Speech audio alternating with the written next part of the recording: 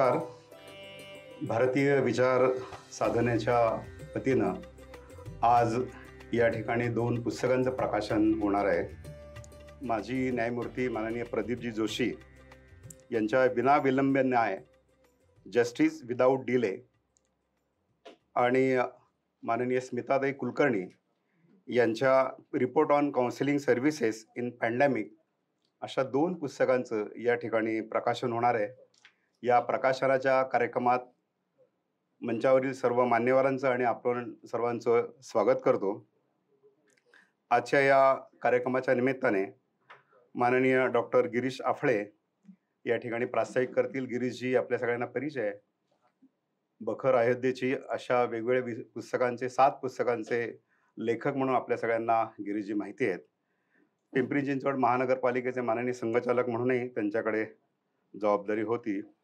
भारतीय विचार साधनेसाठी 2004 पासून डॉक्टर लेखन करत आहेत.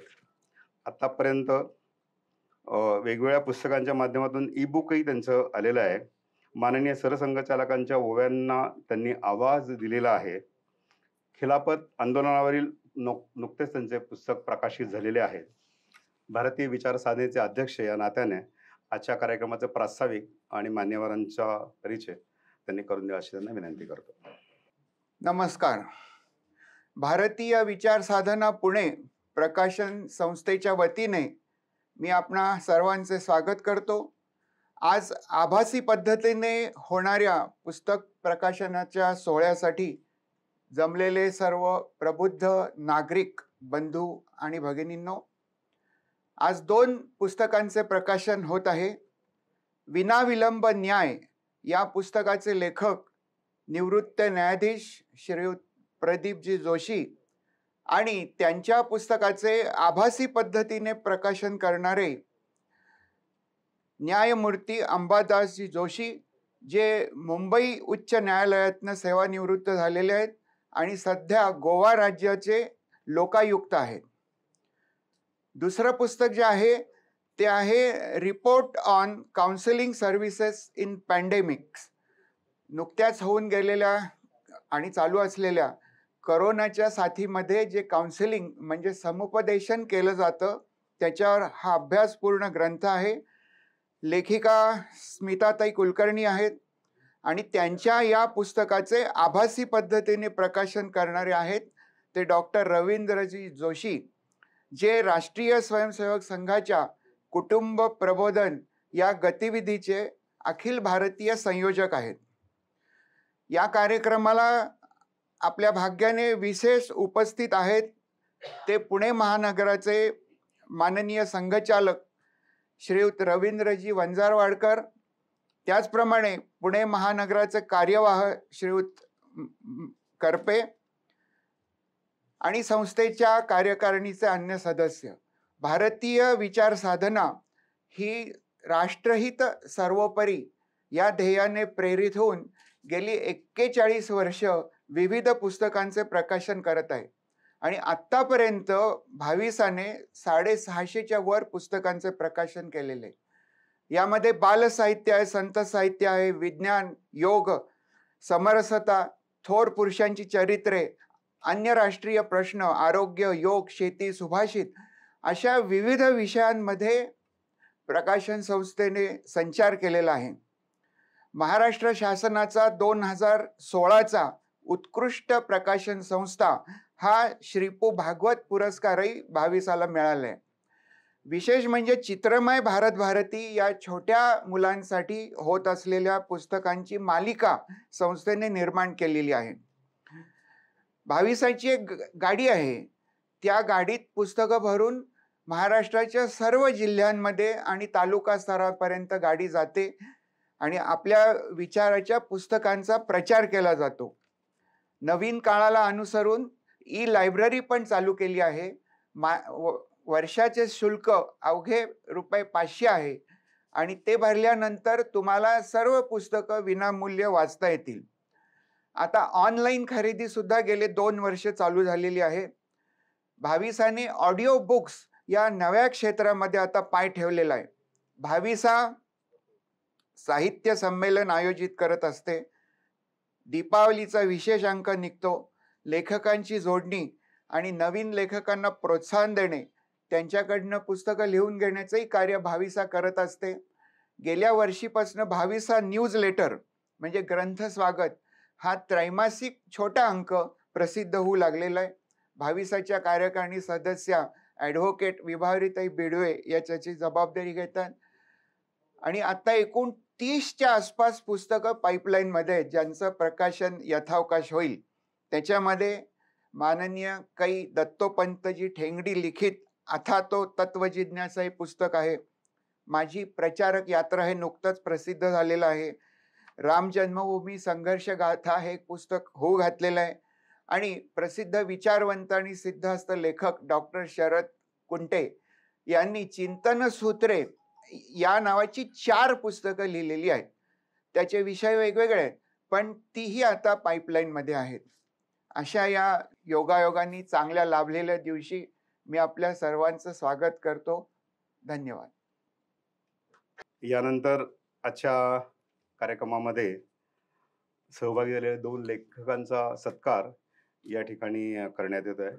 मी माननीय रवीजी वंजारवाडकर यांना विनंती करतो की त्यांनी आजचे लेखक माजी न्यायमूर्ती माननीय प्रदीपजी जोशी यांचा शाल श्रीफळ देऊन सत्कार करावा.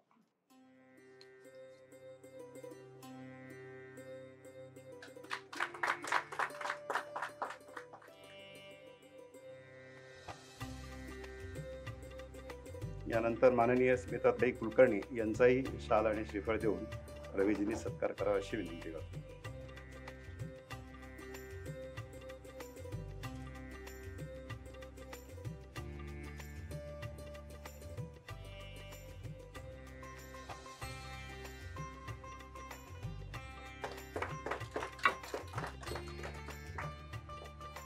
आज गुरुपौर्णिमेच्या निमित्तानं आज या ठिकाणी या पुस्तकांचं प्रकाशन होत आहे. माननीय प्रदीपजी जोशी जस्टिस विदाउट डिले या पहिल्या पुस्तकाचा परिचय आणि वक्त्यांचा परिचय करून देतो. या पुस्तकाचे लेखक माजी जिल्हा न्यायाधीश माननीय प्रदीपजी जोशी यांचं शिक्षण BSc LLB पर्यंत झालं. 1977 सालापासून त्यांनी आपल्या वकिलीच्या व्यवसायास प्रारंभ केला. 1977 ते 82 अशा कालावधीमध्ये त्यांनी औरंगाबादमध्ये आपलं वकिलीचं काम केलं. 1982 मध्ये दिवाणी न्यायाधीश आणि त्यानंतर 1994 मध्ये अतिरिक्त जिल्हा न्यायाधीश म्हणून त्यांना बढती मिळाली. 1996 मध्ये जिल्हा न्यायाधीश अशी त्यांच्याकडे जबाबदारी आली आणि 2007 ते 2010 या काळामध्ये मुख्य जिल्हा न्यायाधीश म्हणून त्यांनी अतिशय उत्कृष्टपणे न्यायदानाचं काम केलेलं आहे. 2010 ते 2013 या कालामध्ये सांगली जिल्हा न्यायाधीश म्हणून त्यांच्याकडे जबाबदारी आली आणि त्या ठिकाणी त्यांनी प्रभावी काम केलेलं आहे. जानेवारी 2014 पासून राज्य ग्राहक तक्रार निवारण मंडळाचे दिवाणी सदस्य म्हणून त्यांच्याकडे जबाबदारी आली.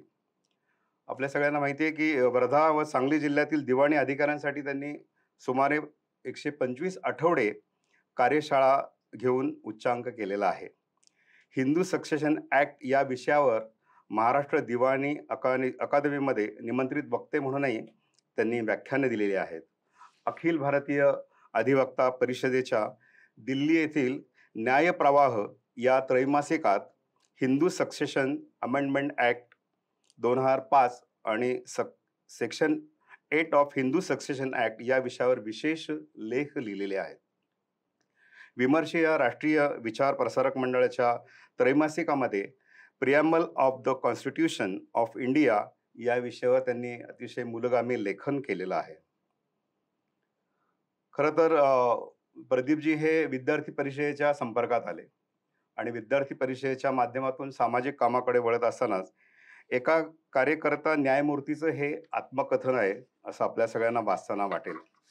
Justice delay is justice denied याचा अनुभव सर्वांनाच कमी जास्त प्रमाणात येतो.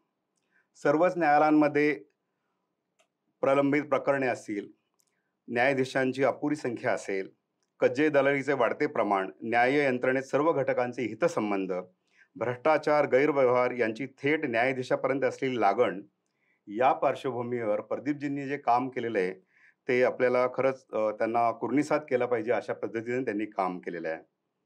त्यांनी 30-32 वर्षाच्या न्यायाधीशांच्या काळामध्ये न्यायव्यवस्थेवर सामान्य जनतेचा विश्वास बसावा अशा पद्धतीने आपल्या कामाचा ठसा उमटवलेला आहे.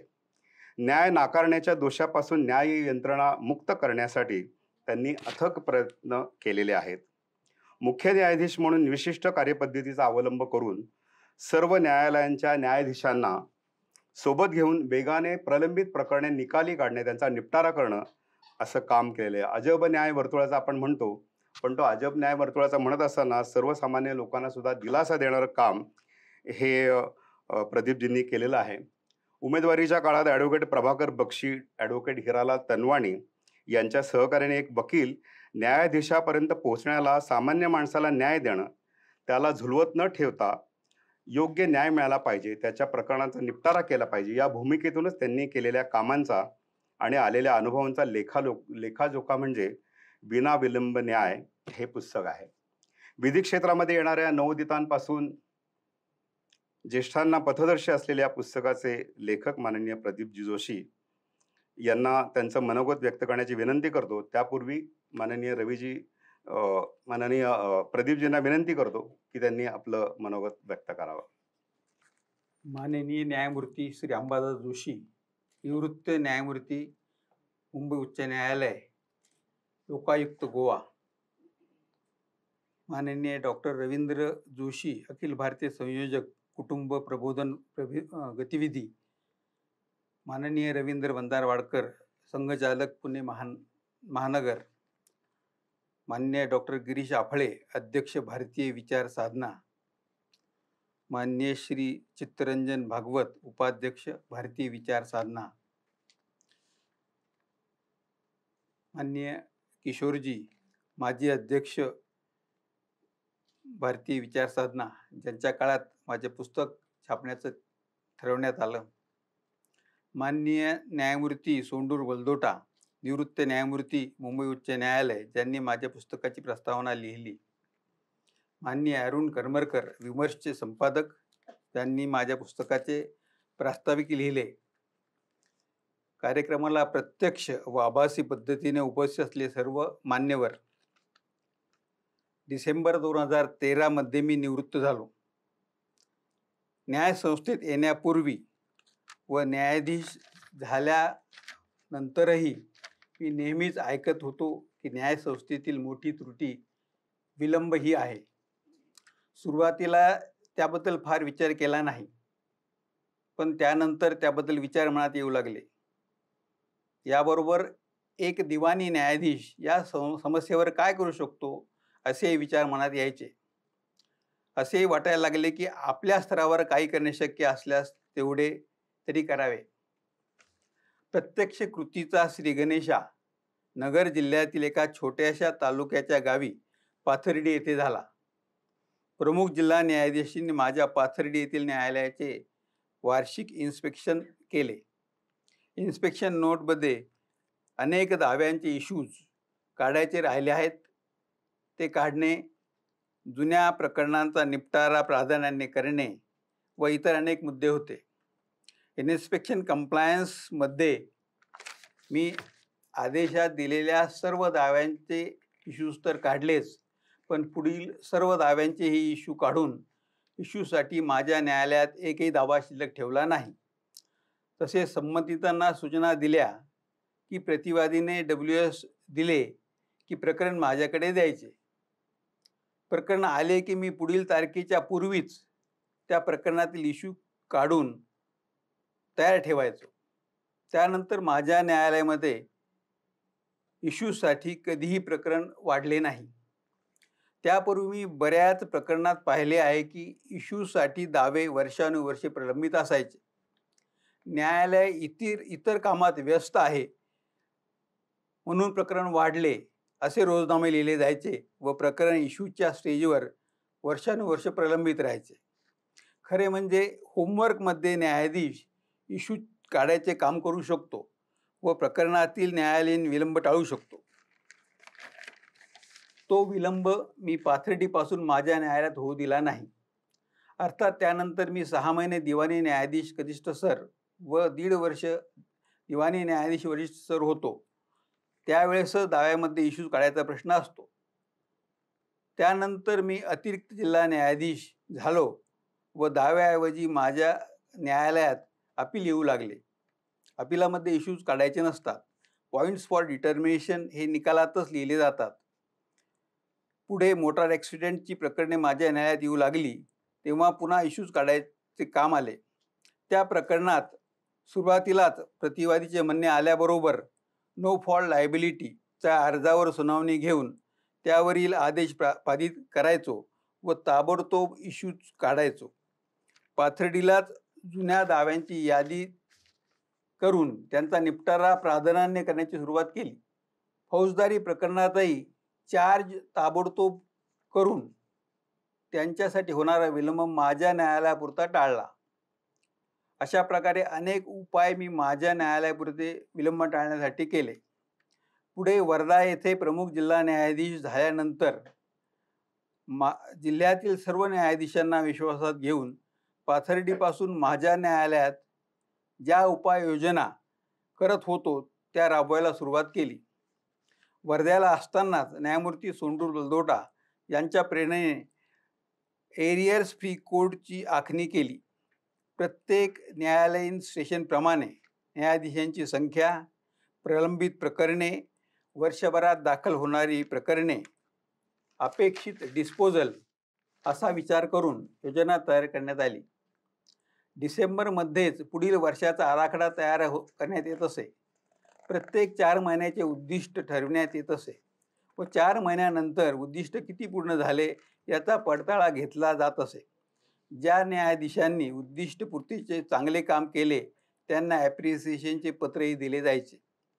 पुढे सांगलीला सुरुवातीपासूनच सर्व न्यायाधीशांना विश्वासात घेऊन एरियस फ्री कोर्ट योजना राबविण्यात आली. सांगलीला एक सुधारणा करण्यात आली.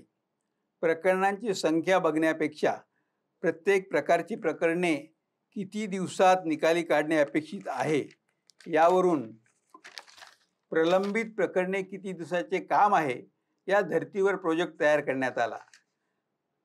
प्रत्येक प्रकरणे वेळेत निघणे हे तर न्यायाच्या दृष्टीने महत्त्वाचे आहेच, त्याबरोबर योग्य कायदेशीर बाजूंचा विचार करून निकाल देणे हे पण तितकेच महत्त्वाचे आहे. त्यासाठी वेडनेसडे वीकली वर्कशॉप सुरू केले. त्यातून न्यायाधीशांची कायद्याच्या बाबतीत चांगली तयारी होऊ लागली. माझ्या सांगलीच्या काळात 125 वीकली वर्कशॉप घेण्यात आले. नियोजनबद्ध काम करून सर्वच न्यायाधीशांनी शक्यतो उद्दिष्टातील काम केले. वकील वर्गालाही विश्वासात घेतल्यामुळे त्यांनी चांगले सहकार्य केले. त्याबद्दल संबंधित वकील संघांना वेळोवेळी ॲप्रिसिएशनचे पत्र देण्यात येत असे. मी जून-डिसेंबर 2010ला सांगलीला रुजू झालो व डिसेंबर 2013ला निवृत्त झालो. जून 2010 मध्ये 62,820 प्रकरणे सांगली जिल्ह्यात सर्व न्यायालयात प्रलंबित होती. जून 2010 ते नोव्हेंबर 2013 पर्यंत 75,231 प्रकरणे दाखल झाली व 181 प्रकरणे उच्च न्यायालयातून आली. या कालावधीत जिल्ह्यातील सर्व न्यायाधीशांनी 85,801 प्रकरणे निकाली काढली.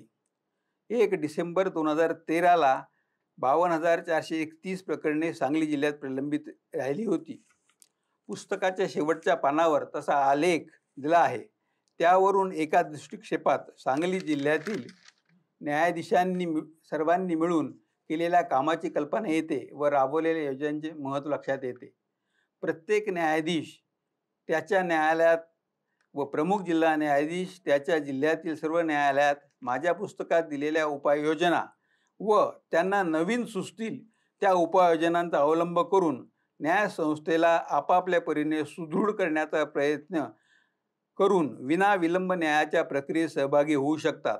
तसेच वकील मंडळी आपला योग्य सहभाग विनाविलंब न्यायाच्या प्रक्रियेत सहभागी होऊन देऊ शकतात.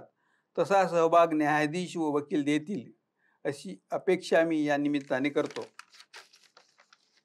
माननीय न्यायमूर्ती अंबादास जोशी यांनी माझ्या पुस्तकाचे प्रकाशन करण्याचे मान्य केले.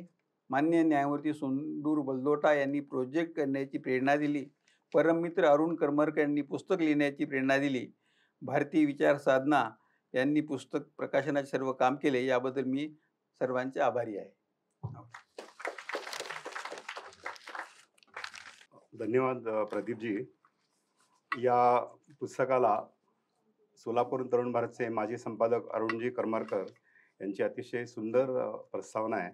आपण त्या दोघांच्या मैत्रीचे संबंध आणि प्रदीपजींनी केलेलं काम याचा खूप छान आढावा त्या प्रस्तावनेमध्ये घेतला आहे. प्रदीपजींनी जो उल्लेख केला की रेखा सोंडूर यांचाही खूप छान त्याच्यामध्ये लेख आहे. या दोघांचे लेख वाचनीय आणि पुस्तकच मुळात आपल्या सर्वांना वाचनीय प्रेरणा देणारं आहे. यानंतर report on counselling services in pandemic याच्या लेखिका माननीय स्मिता बाळकृष्ण कुलकर्णी ह्या विकास तज्ज्ञ आणि समुपदेशक आहेत. 1993 साली मराठवाड्यातल्या किल्लारी भूकंपाच्या पार्श्वभूमीवर डिझास्टर रिलीफ टीममध्ये समुपदेशक म्हणून त्यांनी आपल्या कामाला सुरुवात केली. गेली 28 वर्ष विविध सामाजिक संस्थांमध्ये त्या समुपदेशनाचं काम करतायत. भारत विद्यापीठ असेल, यशदा असेल, या ठिकाणी प्रशिक्षण आणि मार्गदर्शन त्यांचं नेहमीच लाभलेलं आहे. त्यांनी हे काम करत असताना स्त्री आरोग्याची ओळख, किशोरी आणि युवती विकास कार्यक्रमामध्ये काम करत असताना प्रश्न उमलत्या कळ्यांचे, पंचायत राज आणि किल्लारी ते करुणा असा अनुभवांचा प्रवास अशी पुस्तकं लिहिलेली आहे. आपल्या सगळ्यांना माहिती आहे, कोविड संसर्ग काळात 24 मार्च 2020 पासून आजपर्यंत त्यांनी अव्याहतपणे समुपदेशनाचं काम केलेलं आहे. दैनिक सकाळ, महाराष्ट्र टाइम्स याच्यामध्ये त्यांचे विशेष लेख या विषयावरचे आलेले आहेत. रेडिओ बिग FM 95 वर त्यांच्या मुलाखती झालेल्या आहेत. त्यांच्याकडे जबाबदारी आहे प्रांत कुटुंब प्रबोधन समुपदेशन आयाम प्रमुख, भारतीय विचार साधनेच्या संपादक मंडळाच्या सदस्य म्हणूनही त्यांच्याकडे जबाबदारी आहे.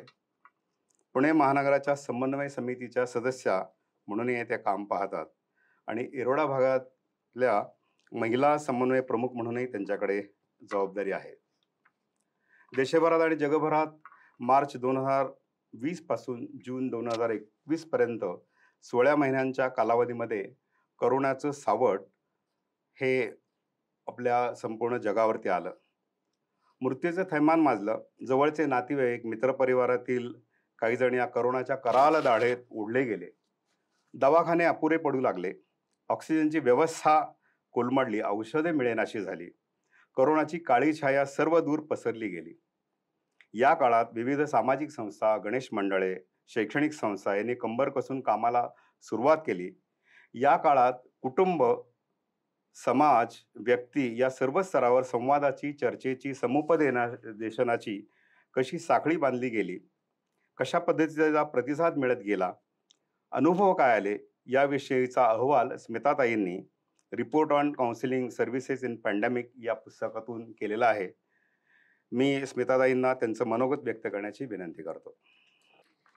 माननीय व्यासपीठ, त्याचबरोबर उपस्थित सन्माननीय आणि माननीय पाहुणे, विविध वृत्तसमूहातील पत्रकार बंधू भगिनी आणि मानसिक आरोग्य या विषयात ज्यांचा अभ्यास आहे, ज्यांना या विषयाबद्दल उत्सुकता आहे, अशी जी मंडळी आजच्या कार्यक्रमात उपस्थित आहेत, त्याचबरोबर आभासी पद्धतीने जी मंडळी आजचा कार्यक्रम पाहतायत, या सर्वांना माझा मनापासून नमस्कार. आज गुरुपौर्णिमा आहे. गुरुपौर्णिमेच्या निमित्ताने माझ्या रिपोर्टचं प्रकाशन होतं, ही एक आनंदाची बाब आहे. माझ्या पर्सनल, सोशल आणि प्रोफेशनल आयुष्यात मला अनेक लोक भेटली. समुपदेशन करत असताना तर खूप मोठ्या प्रमाणात लोक भेटली. अनेक लोकांच्या मनात मला डोकावून पाहण्याची संधी मिळाली. हे जरी माझे क्लायंट असले किंवा काही वेळेला मी त्यांना मदत जरी करत असले, तरी अनेक लोक हे मला गुरु म्हणून लाभले आणि अनेक लोकांनी मला स्वतःमध्ये एक्सप्लोर करण्याची संधी त्यांच्याकडनं मिळाली आणि एक व्यक्ती म्हणून घडण्याची संधी मिळाली. त्यामुळे माझे जे गुरु आहेत, जी लोक मला भेटली, या सगळ्यांना सुद्धा मी या निमित्ताने नमन करते. त्याच बरोबर आज जी ज्येष्ठ मंडळी इथं आहेत, जे अनेक जण माझे गुरु आहेत, यांना त्या निमित्ताने त्यांना सुद्धा मी नमन करते. आज report on counselling services in pandemic या रिपोर्टचं प्रकाशन होत आहे. या निमित्ताने मी माननीय रवींद्रजी जोशी यांचे मनापासून आभार मानते आणि त्यांनी देखील अतिशय सुंदर बौद्धिक आपण म्हणू किंवा एक छान त्यांनी याबद्दल एक विचार मांडलेला आहे. तर यासाठी मी त्यांचे मनापासून आभार मानते. खरं तर ते अत्यंत व्यस्त होते, परंतु त्यातही त्यांनी पुस्तक रिपोर्ट वाचून काढला आणि त्यावर त्यांनी अतिशय छान प्रतिक्रिया दिली. खरं तर या रिपोर्टचा प्रवास सुरू झाला याला एक थोडासा याच्याबद्दल मी थोडंसं नक्की सांगेन. मी स्वतः सोशल वर्कची स्टुडंट आहे आणि ज्यावेळेला मी पोस्ट ग्रॅज्युएशन करत होते, त्यावेळेला every day we were told that your work is not complete unless and until you don't write about it. Maybe a story, a article, a report, a evaluation report, assessment report, anything. आणि हे जोवर सामान्य लोकं वाचत नाहीत आणि सामान्य लोकं तुम्ही काय काम केलंय, त्या कामाचा आधार घेऊन स्वतःच्या आयुष्यात परिवर्तन घडवत नाहीत, तोवर तुमच्या कामाला अर्थ नसतो. आणि हे मी 28 वर्ष मला जे गुरुस्थानी होते या कामात, जे मला शिकवत होते किंवा माझे जे प्रोफेसर्स होते, त्यांचं हे म्हणणं मी 28 वर्ष मनात कोरून ठेवलंय.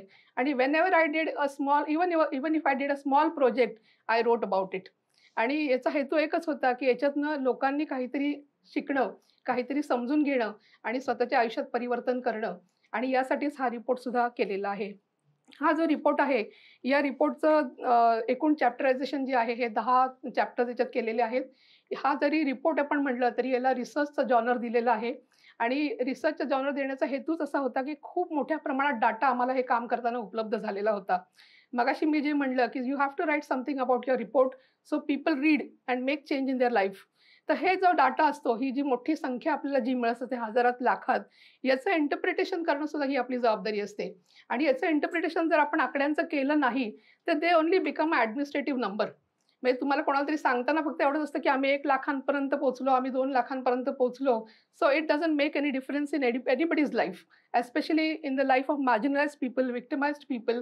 आणि आपण पेंडेमिक जर पाहिलं, तर याच्यात सगळ्यात मोठ्या प्रमाणात we all were partially victimized or we were victims of this pandemic.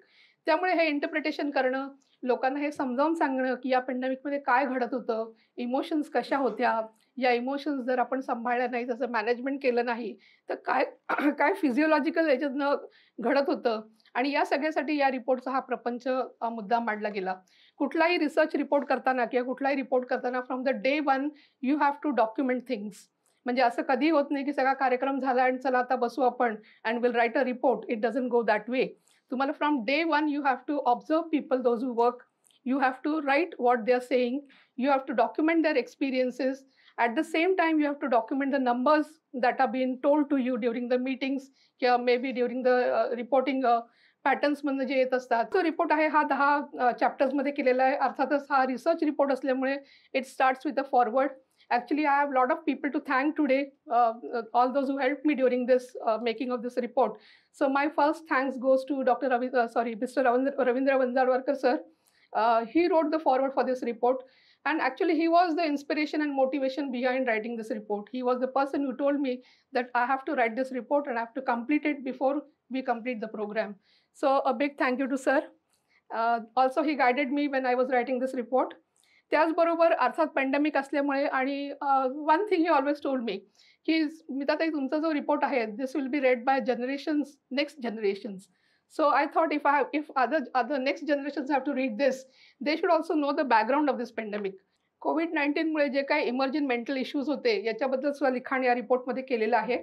ज्याला 24 मार्च 2020 आपल्याकडे लॉकडाऊन जाहीर झालं आणि everybody was surprised and everybody was shocked at the same time. कारण लॉकडाऊन, पेंडेमिक असा कुठलाही प्रकार आपण कधी पाहिलेला नव्हता आणि ऐकलेला नव्हता. We were asked to stay in our own houses, we were asked to lock in our own houses. आणि याच्यातनं सुद्धा लोकांमध्ये खूप मोठ्या प्रमाणात भीती, एकटेपण किंवा आता पुढे काय होईल अशी चिंता लोकांमध्ये होती. आणि इमिजिएटली याच्यावर काम करण्यासाठी कुटुंब प्रबोधन आयाम जो आहे, गतिविधी आहे, त्याचबरोबर जनकल्याण समिती जी आहे, असं एकत्र मिळून काउन्सिलिंगचं काम सुरू झालं. There is a great difference between counselling and counselling. Counselling is something दिलासा देणे, मनोबल वाढवणे. तर अशा पद्धतीने आम्ही भागनिहाय आपल्याकडे जे कार्यकर्त्यांचा गट आहे आणि याच्यातनं लोकांना फोन करणं, लोकांना विचारणं त्यांना काही प्रश्न आहेत का, एकटेपण आहे का, कोणी कुठे अडकलंय का, मेडिसिन्सची गरज आहे का, फूड ग्रेन्सची गरज आहे का. तर अशा पद्धतीने हा दिलासा देण्याचा कार्यक्रम झाला. याचं सुद्धा थोडंसं लिखाण या रिपोर्टमध्ये मुद्दाम केलेलं आहे. कारण counselling is something to do with counselling. So basically when you do counseling, you start with counseling. So this reference is also included in the report. त्याचबरोबर याच्यानंतर जो समर्थ भारतचा रिपोर्ट म्हणून जी सुरुवात होते, ज्यावेळेला आपल्याकडे खूप मोठ्या प्रमाणात लोकांना भीती वाटत होती, चिंता वाटत होती, नैराश्य आलेलं होतं, एकटेपण होतं काही लोकांना मूड स्विंग्स होत होते, काही लोकांना झोप येत नव्हती, भूक कमी झाली होती आणि या सगळ्यावर कुठेतरी काम करणं गरजेचं होतं. कारण ही सगळी मेंटल हेल्थ इश्यूजला धरून दिसणारे सिम्प्टम्स होते. ज्याला एखादी महामारी येते किंवा एखादी महासाथीचा आजार येतो, त्याला एखादा विषाणू कुठून तरी आला आणि त्याच्या शरीराला लागण झाली इथपर्यंत ही गोष्ट सीमित नसते. त्याला एक मानसिक बाजू सुद्धा असते. आता आज रोजी ही मानसिक बाजू आपल्या सगळ्यांना चांगली कळलेली आहे. कारण आपल्यापैकी मगाशी मी जसा उल्लेख केला, की आपण याचे विक्टिम होतो किंवा काही वेळेला पार्शल विक्टिम होतो या सगळ्या पॅन्डेमिकचे. त्यामुळे आपण सगळ्यांनी हे सगळे अनुभव घेतलेले आहेत. जूनमध्ये ज्यावेळेला अनलॉकिंगची प्रोसेस सुरू झाली आणि त्याला खऱ्या अर्थाने केसेसची वाढ झाली आणि तोपर्यंत लोकांचा बांध तुटलेला होता. लोकांना आता एक्झॅक्टली कळत नव्हतं पुढे काय करायचंय आणि याला खऱ्या अर्थाने इमोशनल टर्ब्युलन्सेस जे होते ते खूप मोठ्या प्रमाणात लोकांमध्ये दिसायला लागलेले होते. आणि म्हणूनच RSS जनकल्याण समितीने अंडर द फ्लॅगशिप ऑफ समर्थ भारत आपण एक काउन्सिलिंगचं काम सुरू केलं. अर्थातच याच्यात अजून उर्वरित 5 आयाम होते. त्याचबरोबर काउन्सिलिंगचं हे काम सुरू झालं. आता हे काम करणार कोण? तर हे काम करण्यासाठी आपण भागनिहाय लोकांना कॉल केलं आणि आपण त्यांना एकच म्हटलं, की तुम्हाला लोकांशी बोलायला आवडतं का? तुम्हाला लोकांना मदत करायला आवडतं का? तुम्हाला लोकांचं मनोबल वाढवायला आवडेल का? तुम्हाला लोकांना दिलासा द्यायला आवडेल का? आणि त्याचबरोबर जे लोकं ट्रेन्ड होते, those were trained counsellors who had background of psychology, अशा लोकांना सुद्धा आपण बोलवलं आणि याचा रिस्पॉन्स खूप चांगला आपल्याला मिळाला. भागनिहाय आपल्याकडे जवळजवळ साधारण 30 ते 40 कार्यकर्त्यांचा आपण गट तयार केला आणि याच्यातनं या कामाला सुरुवात केली. हे जे काउन्सिलिंग होतं, हे काउन्सिलिंग टेलिफोनिक होतं, कारण त्याला it was very difficult to meet people. बाहेर जाणं आणि इन्फेक्शनची भीती त्याला खूप मोठ्या प्रमाणात होती. त्यामुळे हे आपण टेलिफोनिक काउन्सिलिंग त्या दरम्यान केलेलं होतं. आता समर्थ भारतचं काम सुरू झाल्यानंतर खऱ्या अर्थाने चॅलेंजेस जे आमच्या समोर होते ते म्हणजे mobilisation of resources, human resources. कारण एक तर लोक बाहेर पडायला तयार नव्हते. याचं ट्रेनिंग खूपसं आपल्याकडे अनेक लोकांमध्ये नव्हतं. जे ट्रेन्ड काउन्सिलर्स होते they were not ready to get out किंवा they were not ready to participate किंवा they had their own limitations. आणि याच्यातनं आपण ट्रेन्ड आणि अनट्रेन्ड लोकांचे ग्रुप तयार केले आणि या लोकांना आपण या कार्यक्रमात, या कामात इन्व्हॉल्व करायला सुरुवात केली. आपण ज्याला काउन्सिलिंग करतो त्याला it is very very difficult to hear somebody's pain every day. म्हणजे it is not really easy की लोक तुमच्यासमोर रडतायत, तुम्हाला काहीतरी सांगतायत आणि you cannot enjoy that. Sometimes you also get depressed. त्यामुळे हे जे कार्यकर्ते होते, या कार्यकर्त्यांचा सुद्धा इंटरेस्ट मेंटेन करण्यासाठी त्यांना हँड होल्डिंग सपोर्ट देणं, त्यांना ट्रेनिंग देणं, त्यांना केस स्टडीज सांगणं, त्यांना काही याच्यातले चांगले अनुभव त्यांना स्वतःला वापरण्यासाठी त्यांना उद्युक्त करणं, अशा पद्धतीने या सगळ्यांचा इंटरेस्ट आम्ही मेंटेन करत होतो. याच्यातला ट्रेनिंग कॉम्पोनंट जो होता तो खूप महत्त्वाचा होता. कारण as I said that 75% of volunteers who participated in this activity वर untrained and they had no background of psychology. So we had to tell them what human psychology is, how behavior changes, what are the symptoms to see that the behavior is changed. किंवा काही terms त्यांना आम्ही शिकवल्या, की स्वीकाराचं तत्व शिकवलं त्यांना, empathy शिकवली. म्हणजे बेसिक्स त्यांना आम्हाला शिकवणं गरजेचं होतं. So every week we had a training session with them. Some case studies were told to them and whatever they did in the field, they were asked to share their experiences. आणि मला असं वाटतं की याच्यातनं ते एक फुल फ्लेज trainer म्हणून तयार झाले. त्यांचं एक स्किल त्यातनं डेव्हलप झालं आणि at the same time they could maintain their interest and they could do good work. याच्यातला शेवटचा जो भाग होता documentation of work, that I said that when you have to write a report from the day one you have to write from the day one you have to document things. तर डॉक्युमेंटेशनचं जे काम होतं, as I was interested in doing a report, as I was told since my college days that your work is complete only when you write something, म्हणून मी अगदी पहिल्या दिवसापासून वही पेन घेऊन बसायची and I used to document everything that every कार्यकर्ता said, every volunteer said, and if I wanted some details I would call them and I would take the details from them. So this is how the documentation of this work was done. याच्यात intervention strategies नावाचा एक subject आहे. One fine day Pradeepji Naik, he also guided me while writing this report. And he called me and he said that Smita, who is going to read your report? So I was a little shocked, I said, why is he asking me this? So he said, no, your report should be read by common people. This should go to common people. So I said, yes, sir, it will go to common people because we believe in writing a report for common people because they have to make changes in their life, not the social researchers and the academicians and, allied group. याच्यातला interventions जो chapter आहे, I really made it very simple. I have not use any terminologies. I have not made it very heavy for the people to read. अत्यंत simple भाषेत, साध्या भाषेत हा chapter मुद्दाम मी लिहिलेला आहे. हा चॅप्टर तुम्ही कधीही वाचलात तरी यू विल फील गुड. किंवा whenever you feel depressed, whenever you feel uneasy, whenever you don't want to do anything, you have mood swings, if you read this chapter, you will be all right. So I think so this is the chapter for common people, and I'm sure Pradeepji Naik will be very happy when he reads this report. So the second person I want to thank here is Pradeepji Naik sir, who also guided me and saw to it that I make it very simple. इंटरव्हेन्शन्सचा जो chapter आहे तो actually असतो allied ग्रुपसाठी research report करताना, की काय आम्ही interventions केले होते. पण I really made it simple, कारण मेंटल हेल्थ हा विषय मुळातच खूप जड आहे आणि त्यामुळे कॉमन लोकांना समजणार नाही, म्हणून तो फार सिम्पल करून आपण मुद्दाम तिथं मांडलेला आहे. So this particular chapter is meant for experts working in mental health, medical field, NGO volunteers, members of disaster relief teams, and common people like us. म्हणजे अगदी गृहिणींनी सुद्धा हा वाचायला हरकत नाहीये. Then comes the data analysis and interpretations. As I said that you have to interpret what data has been collected.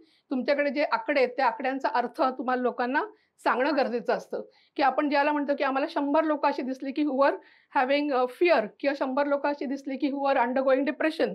So what that meant, याचा अर्थ काय होता, समाजात काय दिसत होती मेंटल हेल्थची सिच्युएशन.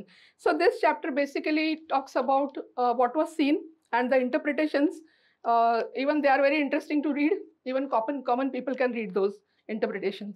आता ही काउन्सिलर्सची टीम जी होती ही कोणापर्यंत पोहोचली, that is also very interesting. Though we were doing telephonic counselling, we were not able to meet people because of this pandemic, but we saw to it, we reach out to everybody.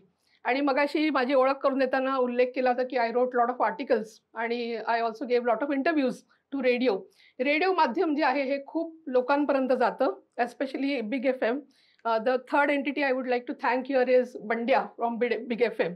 हा जो radio FM चा जो कार्यक्रम होता हा महाराष्ट्रातल्या 6 जिल्ह्यांपर्यंत गेला होता, which are close or adjacent to Pune जिल्ह्याच्या. तर त्यामुळे खूप लोकांना याच्यातनं माहिती कळली. At the same time, I would like to also thank all the media groups for all the time writing about what we were doing in mental health.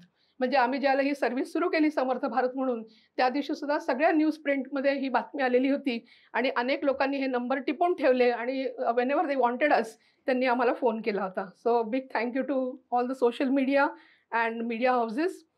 आता ही team कोणापर्यंत पोहोचली हे जर आपण म्हणलं तर जवळजवळ 20 प्रकारच्या लोकांपर्यंत ती पोहोचली. म्हणजे खूप मोठ्या रेंजमध्ये हे काम झालं.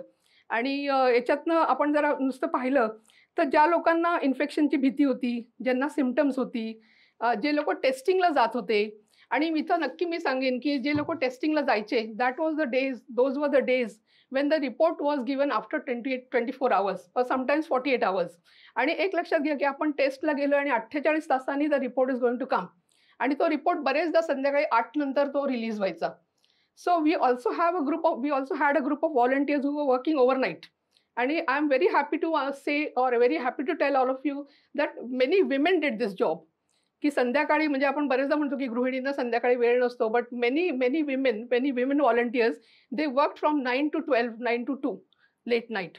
हे रिपोर्ट आल्यानंतर एक तासभर ते लोक पॅनिक व्हायचे, रडायचे, हॉस्पिटलमध्ये कसं जायचं, आम्हालाच करोना कसा झाला, all kind of emotions they would face. आणि त्याच्यानंतर आम्हाला फोन यायचा 9:30-10 नंतर. Then we had to tell them calm down, घाबरू नका. हे आमचं काउन्सिलिंग तिथं सुरू व्हायचं. So this was also one of the major areas where we worked. आणि लोक खूप पॅनिक सिच्युएशनमध्ये त्या दरम्यान होते. जे पॉझिटिव्ह पेशंट्स हॉस्पिटलमध्ये होते त्यांच्या मनात सुद्धा प्रचंड भीती होती. आणि again I would like to share something की even in the latter stage the medical doctors were also very happy with our work.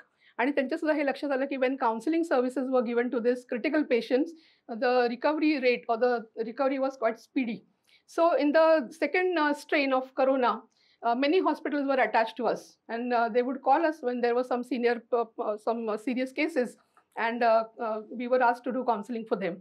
त्याचबरोबर क्वारंटाईन सेंटरमध्ये जे पेशंट असायचे त्या पेशंटमध्ये सुद्धा खूप प्रमाणात भीती असायची, एकटेपण असायचं, किंवा मी माझं घर सोडून आले, स्त्रियांनी मुलं सोडलेली असायची घरी, माझा प्रपंच कसा होईल, माझ्या मुलाबाळांचं कसं होईल. तर अशा प्रकारचे अनेक प्रॉब्लेम्स या लोकांमध्ये दिसायचे. सगळ्यात अवघड काम आम्हाला जे करावं लागलं ते म्हणजे families of where they had deaths. आपल्याकडे खरं तर मृत्यूचा सुद्धा एक उत्सव असतो, त्या शोकाचा सुद्धा एक उत्सव असतो. पण दुर्दैवाने या पॅन्डेमिकमध्ये when somebody passed away, no relatives were there, no friends were there, nobody was there to talk to them, see to them, किंवा कोणासमोर रडण्यासाठी तिथं मुभा नव्हती. कितीतरी लोकांना, families, they didn't even see the dead body. somebody else did it last rituals for that body. तर याच्यातनं हा जो मॉर्निंग जे होतं लोकांमध्ये दुःख जे होतं हे दुःख कमी करणं खूप अवघड होतं for the counsellors and I think so this was the most difficult work we did as counsellors. Also, we had some home quarantine patients in the later stage in July 2020. That was the time when PMC declared that the mild and the moderate patients should not go to the hospital. They should stay home and take the treatment. अशाला सोसायट्यांमधनं खूप मोठे वाद सुरू झाले की कसं काय आम्ही positive patient ठेवायचा, मग आम्हाला काय झालं तर. So we also had to conduct some group meetings with the societies. We had to explain them, we had to tell them that they have to take this responsibility. आणि याच्यातनं home quarantine patients, त्यांचे शेजारी आणि the societies, so all counselling we had to do. त्याच्यानंतरचा जो भाग होता की ज्यावेळेला रिओपनिंग सुरू झालं किंवा ओपनिंग अनलॉकिंग सुरू झालं, many people in the unorganised sector wanted to go back. त्यांना काम करायचं होतं, एस्पेशली मेड सर्वंट्स, असिस्टंट्स, आणि अनेक लोकांना ती गरज सुद्धा होती, जे वयोवृद्ध होते, सिनियर सिटीजन्स होते. So we wanted to bring these both parties together and we wanted to have a dialogue with them. We wanted to tell them the appropriate corona behavior. आणि याच्यातनं अनेक मेड सर्वंट्स आणि म्हणजे flat holders यांच्या सुद्धा आम्ही खूप मिटिंगा घेतल्या, सोसायटींच्या joint मिटिंगा घेतल्या. And we explain them that you have to follow the corona appropriate behaviour, nothing will go wrong. आणि या निमित्ताने अनेक अनऑर्गनाइज सेक्टरमधल्या लोकांना सुद्धा काम मिळायला लागलं. They didn't wanted to have charity anymore, they wanted to work. तर हे सुद्धा काम काउन्सिलर्सनी खूप कौशल्याने या सगळ्या याच्यात केलेलं होतं. या करोनामध्ये आपल्या सगळ्यांना माहिती की many people lost their jobs, खूप जणांचे धंदे बसले. आणि याच्यातनं अनएम्प्लॉईड लोक जे होते यांच्यामध्ये सुद्धा खूप मोठ्या प्रमाणात डिप्रेशन आणि नैराश्य होतं, चिंता होती त्यांना, सुसायडल अटेम्प्ट्स करण्याच्या शक्यता होत्या. तर याच्यातनं सुद्धा we also address this issue and we went for counselling for unemployed set of people. सगळ्यात महत्त्वाचा भाग जो अजून एक केला होता तो म्हणजे प्लाझ्मा डोनेशनच्या अनुषंगाने सुद्धा खूप मोठं काम झालं. In the first strain plasma was considered as a magic tablet किंवा it was a miracle therapy for many serious patients who were in the ICU. तर हे प्लाझ्मा दानासाठी लोक पुढे यायला तयार नव्हते, for only reason they didn't wanted to go to the hospital. किंवा त्यांना असं वाटायचं परत एकदा हॉस्पिटलमध्ये गेल्यानंतर परत रिइन्फेक्ट होईल का की मी. तर अशा याच्यातनं people are not ready. They were lot of misunderstanding, गैरसमज खूप होते लोकांमध्ये. आम्ही प्लाझ्मा थेरपीच्या अनुषंगाने we had a separate group of set of people. आम्ही जवळजवळ 12,000 लोकांपर्यंत गेलो प्लाझ्मा डोनेशनसाठी. You know, we went and we told them that they have to do something, they have to save lifes. आणि याच्यातनं 12,000तनं फक्त 1,000 लोक they turned out. So you can see how difficult this must be, how difficult it must be counselling and convincing this people. 12,000तनं फक्त 1,000 लोक पुढे आले, out of which only 635 people कुड donate. Of course, that is a medical, it was a medical scenario because everybody cannot go and donate. They had some medical deficiencies maybe. So at least 1,000 people we could convince and we could bring them to donation part. So this was also one of the toughest job we did. Along with this, एकूणच ज्याला pandemic जाहीर झाला त्याला सगळ्यात strain जर कोण असेल तर it was people in the medical field and the police department. Police सुद्धा 3-3 महिने 4-4 महिने बाहेर असायचे. खूप लोक गेली, खूप पोलीस फोर्स गेली आपली त्या याच्यात. Many people lost their lifes. आणि याच्यातनं पोलिसांमध्ये सुद्धा खूप डिप्रेशन आलेलं होतं, नैराश्य आलेलं होतं. आणि they didn't wanted to work but they had to work.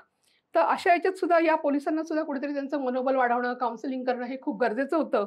So we had some counselling sessions with SRPF and Maharashtra police and we reach out to more than 800 people, 800 police force. Senior citizens also we did counseling in the later stage. If you see the population of Pune city, we have 64% of senior citizens in the Pune city. So definitely looking at this data, looking at this number, we had to address the senior citizens. Student counseling we did because in March we had exams. In June we did not have results. We did not have college. And students were really depressed. They didn't know what is going to happen. Many students who were doing final year, they didn't know whether they would get job. तर याच्यातनं depression खूप स्टुडंट्समध्ये आलेलं होतं. त्यामुळे आम्ही स्टुडंट्सचं counselling सुद्धा या निमित्ताने करत होतो. In the pandemic it was decided, in the pandemic it was assumed that there will be very lovely married life for people. Especially married people can give time to each other, they can have time to do relationship healing. पण दुर्दैवाने marital conflict सुद्धा खूप मोठ्या प्रमाणात या दरम्यान दिसले. आणि याच्यातनं सुद्धा व्हायलन्स असेल किंवा काही बेबनाव असतील याच्यावर सुद्धा आम्हाला काउन्सिलिंगचं काम करायला लागलं. I just quickly go ahead. Commercial sex worker आणि ट्रान्सजेंडर जी कम्युनिटी ऑलरेडी आउटकास्टेड असते, socially which is isolated, which is boycotted, या लोकांना सुद्धा आपण याच्यातनं मदत केलेली आहे. Pregnant women also who had to go for deliveries, they were also scared whether they should go to the hospital. They were tensed. So we also had some sessions for pregnant women. Bankers were also frontline workers. Actually, bankers are not trained for any disasters. They are not given any training to fight any disasters. But they were also in a panic situation. त्यांना सुद्धा खूप मानसिक त्रास होत होता काम करताना. तर बँकर्ससाठी पण खूप मोठ्या प्रमाणात आपण काम केलेलं आहे. याचबरोबर ज्याला आपण मेंटल हेल्थ म्हणून काम करतो, तर मेंटल हेल्थच्या अनुषंगाने एकूणच आपली जी दृष्टी आहे ही खूप दूषित आहे, किंवा त्याला एक स्टिग्मा आहे. म्हणजे एखादा माणूस शारीरिक आरोग्याबद्दल जितकं इझिली बोलतो, तितकं मानसिक आरोग्याबद्दल तो बोलत नाही. कारण आपण सरसकट लेबलिंग करतो की तो वेडा आहे किंवा ती वेडी झालेली आहे. तर हे सुद्धा लोकांच्या मनातनं बाहेर काढणं गरजेचं होतं, आणि ते जर बाहेर काढलं नाही तर people will not come to us. हा सुद्धा आम्हाला तिथे एक चॅलेंज दिसत होता. So we had lot of webinars, we had lot of interviews. I wrote lot of articles in different newspapers. तर अशा पद्धतीने सुद्धा आम्ही we were fighting. I think so I'm taking little extra time, but I'll just quickly go through. As counselors, as volunteers, as Samarth Bharat, we were able to cater the needs of 40,650 people across Pune city. The total number of people, the direct and the indirect beneficiaries, were around 5,53,200. So we are extremely thankful to our clients also who came to us, and we were able to address their mental issues. याच्यात challenges भरपूर होते आमच्या लेवलवर सुद्धा. याच्यात learnings खूप झालेल्या होत्या. वी ग्रीव लिटल मॅच्युअर. आमचे लिस्निंग स्किल्स वाढले सगळ्यांचे. एम्पॅथी, सिम्पथी या गोष्टींचे अर्थ आम्हाला खऱ्या अर्थाने कळायला लागले. I will just go to the conclusion chapter because that is very important. That chapter is read by research fellows, academicians, maybe health ministries, or all those who make decisions. याच्यातलं conclusion मध्ये आपण जर एक म्हणलं तर याच्यात एकच गोष्ट महत्त्वाची आहे की आपण जवळजवळ 5,53,200 लोकांपर्यंत पोहोचलो, ज्याच्यात कम्युनिटी इनिशिएटिव्ह होते किंवा डायरेक्ट काउन्सिलिंग होतं या निमित्ताने. त्याच्यानंतर ही जी पर्टिक्युलर ॲक्टिव्हिटी होती याच्यामुळे it was an eye opener activity for the government also. If you see the budget of mental health, you will see that mental health is always neglected. आणि एवढा मोठा pandemic आल्यानंतर सुद्धा मेंटल हेल्थसाठी फार provision केलेली आपल्याला दिसत नाहीये. So if the government reads this report, they will surely understand what is happening to people, how people faced it. आणि हे जर याच्यासाठी जर आपल्याकडे यंत्रणा नसेल मेंटल हेल्थसाठी, तर what wrong can go with the citizens. तर या दृष्टीने it will be a very helpful report for the government, for the funding agencies, for the NGOs, and for the people who are doing research. So I thank everybody, especially the counseling team, who really made it big. And because of their contributions, I was able to write this report. It was their good job that inspired me, motivated me, gave me a lot of data to write this report. I thank Bhavisa for publishing this report. Once again, I thank Raviji Joshi for making this report public. And I request everybody to read this report, and you can maintain it as a personal copy. Thank you very much. समर्थ भारत अभियानाच्या अंतर्गत हा अहवाल तयार झालेला आहे. प्रत्यक्ष कृतिशील कार्यकर्त्या लेखिकेचे हे निवेदन होतं, आणि त्यामुळे आपल्याला किती पद्धतीने काम या क्षेत्रामध्ये केलं असा एक वेगळा अनुभव स्मिताताईंच्या बोलण्यातून आलेला आहे. आत्ताचा प्रमुख कार्यक्रम जो आहे तो पुस्तक प्रकाशनाचा आहे.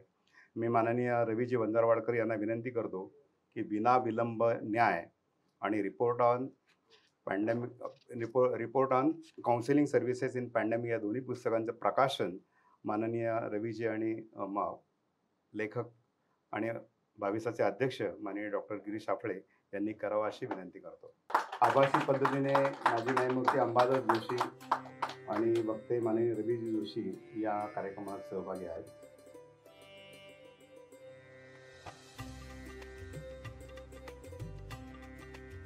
यानंतर report on counselling services in pandemic या पुस्तकाचं प्रकाशन होतं आहे. मी मान्यवरांना तशी विनंती करतो. माननीय स्मिता कुलकर्णी यांनी दिलेल्या या अहवालाचं या ठिकाणी प्रकाशन होतं.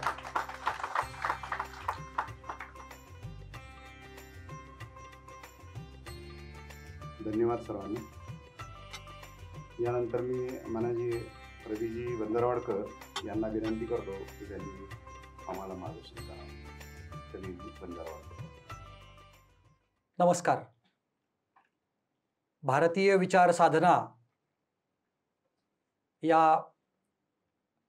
एका उत्तम अशा प्रकाशन संस्थेतर्फे आज 2 पुस्तकांचं प्रकाशन होत आहे आणि ही अतिशय आनंदाची गोष्ट आहे. गुरुपौर्णिमेच्या पवित्र पर्वामध्ये ग्रंथ हे गुरु असं आपण बालपणापासून आणि केवळ आजच्या आपल्यासारख्या मंडळींसाठीच नव्हे तर भावी पिढ्यांनाही मार्गदर्शन करू शकतील अशी ही 2 पुस्तकं आहेत. या पुस्तकांचे लेखक लेखिका आज सभागृहामध्ये इथे आहेत. माननीय न्यायमूर्ती प्रदीपजी जोशी आणि ज्येष्ठ समुपदेशक माननीय स्मिताताई कुलकर्णी. या कार्यक्रमामध्ये ज्यांचं मार्गदर्शन लाभणार आहे असे माननीय न्यायमूर्ती श्री अंबादासजी जोशी, माननीय श्री रवीजी जोशी. या कार्यक्रमासाठी ज्यांनी विशेष प्रयत्न केले असे सर्व भारतीय विचार साधनेचे सर्व विश्वस्त, त्यांचे कार्यकर्ता मंडळी आणि सभागृहात उपस्थित या पुस्तक निर्मितीच्या प्रक्रियेमध्ये सहभागी असणारे सर्व कार्यकर्ता आणि आभासी पद्धतीनं या कार्यक्रमामध्ये उपस्थित असलेले सर्व भगिनी आणि बंधू. आज खरोखरच एक महत्वाचा असा हा प्रकाशन सोहळा आहे असं मला वाटतं. माननीय न्यायमूर्ती प्रदीपजी जोशी यांचं मनोगत आपण ऐकलं. तसंच माननीय स्मिताताई यांचंही मनोगत आणि या पुस्तक निर्मिती मागची जी सगळी प्रक्रिया आहे तर तेही आपण सगळ्यांनी आता समजून घेतलं. या आजच्या सगळ्या असाधारण परिस्थितीमध्ये सुद्धा अशा प्रकारचा पुस्तक प्रकाशन सोहळा होतोय. यासाठी मी भारतीय विचार साधनेच्या सर्व कार्यकर्त्यांना, प्रमुख मंडळींना मी मनापासून धन्यवाद देतो. या प्रकाशन संस्थेचे, भारतीय विचार साधनेचे अध्यक्ष माननीय डॉक्टर गिरीशजी अफळे, ज्यांचं सुरुवातीलाच आपण मनोगत ऐकलं, मी विशेषतः त्यांनाही धन्यवाद देतो, जे स्वतःही अनेक पुस्तकांचे लेखक आहेत. या कार्यक्रमाला शुभेच्छा देण्यासाठी मी इथे उभा आहे आणि या पुस्तकांना शुभेच्छा द्यायचं काही कारणच नाही, कारण ते इतकी गुणवत्तापूर्ण पुस्तक आहेत. परंतु ही पुस्तकं अनेकांनी वाचावीत. या पुस्तकामध्ये माननीय न्यायमूर्ती जोशी सरांचे त्यांच्या जीवनातले अनुभव आहेत. त्यांच्या शासकीय सेवा कालात न्यायदानाच्या प्रक्रियेमध्ये माननीय न्यायमूर्ती म्हणून त्यांनी अतिशय उत्तम काम केलेलं आहे. ते अनुभव आहेत या पुस्तकामध्ये आणि म्हणून हे पुस्तक अनेक अनेक न्याय प्रक्रियेमधल्या सर्व संबंधित घटकांपर्यंत, विधिज्ञ आहेत, सर्व न्यायाधीश आहेत, नवीन नवीन न्यायाधीश जे या सेवेमध्ये येतील, शासन प्रशासन स्तरावरचे जे सगळे मंडळी आहेत, वेगवेगळे लॉ कमिशन्स असतात, तर अशा सर्वांपर्यंत पोहोचण्यासाठी मी शुभेच्छा देणार आहे. तसं स्मिताताईंचं जे काम आहे, आज त्यांना ज्यांनी सहाय्य केलं अशा सुजाताताई, दिवानताई पण इथे आहेत. अशा अनेक बंधू भगिनींनी स्मिताताईंबरोबर त्यांच्या मार्गदर्शनाखाली, त्यांच्या तज्ञ मार्गदर्शनाखाली काम केलं. तर हा अनुभव कोरोना कालावधीमध्ये समाजाला, कुटुंबांना, व्यक्तींना, संस्थांना एक मानसिक भावनिक आधार देण्याचं खूप मोठं काम आणि मन व्याकुळ असताना, दुःखी असताना आपलं समाज मन भयग्रस्त आणि निराशाग्रस्त राहणार नाही याची खूप मोठी काळजी आणि खूप मोठं कार्य या समुपदेशनाच्या सगळ्या कार्यामध्ये माननीय स्मिताताईंच्या नेतृत्वाखाली पुणे शहरामध्ये झालं. तर हेही पुस्तक, हा अहवाल या क्षेत्रामध्ये काम करणारे विद्यार्थी, प्राध्यापक, शिक्षण संस्था आणि नीती निर्धारण करणाऱ्या शासन प्रशासनातल्या सगळ्या संस्थांपर्यंत पोहोचण्यासाठी मी शुभेच्छा देत आहे. याचा खूप उपयोग या सगळ्या कालावधीमध्ये होणार आहे. समुपदेशनाची ही जशी टीम होती तसंच न्यायदानाच्या प्रक्रियेमध्ये सुद्धा अनेक घटक असतात आणि त्याचा उल्लेख माननीय न्यायमूर्ती जोशी सरांनी तो केलेला आहे. मी या पुस्तकाशी मी खूप बांधला गेलो. विनाविलंब न्याय हे पुस्तक मी वाचायला प्रारंभ केला आणि त्याला लाभलेल्या प्रस्तावना अतिशय अनुभवी न्यायमूर्तींनी दिलेल्या आहेत. अरुणजी करमरकर आपले सन्मित्र आहेत. ते स्वतः अनुभवी पत्रकार आहेत, लेखक आहेत. त्यांची सुद्धा जी प्रस्तावना आहे, निर्मिती मागची जी प्रेरणा आहे, तिथपासून ते या संपूर्ण पुस्तकामधली सगळी प्रकरणं मराठवाड्यातल्या एका ग्रामीण भागामध्ये एका सामान्य कुटुंबामध्ये जन्मलेले आई वडिलांचे मार्गदर्शन शेतकरी कुटुंबामध्ये, तिथपासून ते मुख्य जिल्हा न्यायाधीश या पदापर्यंत आणि या पुस्तकाच्या शेवटी जो त्यांनी अहवाल दिलेला आहे, एक आलेख दिलेला आहे, त्यावरून लक्षात येतं की त्यांनी कशासाठी काम केलं. झिरो पेंडन्सी हा माझ्याही खूप जिव्हाळ्याचा विषय राहिलेला आहे. प्रशासनामध्ये काम करायची संधी मला मिळाली. उपजिल्हाधिकारी म्हणून रत्नागिरी, सिंधुदुर्ग, ठाणे, भिवंडी, उल्हासनगर या ठिकाणी काम करायची मला संधी मिळाली. आणि म्हणून शासन प्रशासनामध्ये ज्यांच्यापर्यंत सेवा पोहोचवायच्या, जनता जनार्दनापर्यंत, त्या विनाविलंब कशा देता येतील हा माझ्याही प्रयोगांचा आणि माझ्याही जिव्हाळ्याचा विषय राहिलेला असल्यामुळे मला या पुस्तकाचं मोल लगेच जाणवलं. हे पुस्तक वाचल्यानंतर असं लक्षात येईल की भावी पिढ्यांसाठी, न्यायदानाच्या प्रक्रियेमधल्या अनेकांसाठी, केवळ त्यांच्यासाठी नव्हे तर प्रशासनामध्ये काम करणाऱ्या सर्वांसाठी एक आदर्श वास्तुपाठ जोशी सरांनी जो निर्माण केला आपल्या कामातून, अनेकांना प्रशिक्षित केलं आणि ते सगळे अहवाल त्यांनी या पुस्तकाच्या शेवटी ते दिलेले आहेत. त्यांचा जो शेवटचा एक असा चित्रमय अहवाल आहे, सांगलीला ते मुख्य न्यायाधीश म्हणून काम करत असताना तिथल्या जुन्या प्रकरणांचा निपटारा त्यांनी कसा केला सगळ्यांना बरोबर घेऊन, आणि हे करणं शक्य आहे. त्यांनी त्या पुस्तकामध्ये आणखी एक गोष्ट म्हटलेली आहे, मला वाटतं की या प्रकाशन सोहळ्याच्या निमित्तानं ती अधोरेखित व्हायला हवी. समाज जीवनातल्या प्रत्येक क्षेत्रामध्ये, अगदी शासन प्रशासनात सुद्धा सचोटीनं, निष्ठेनं, कार्यतत्परतेनं काम करणारे अनेक जण आहेत, किंबहुना ते बहुसंख्येने आहेत.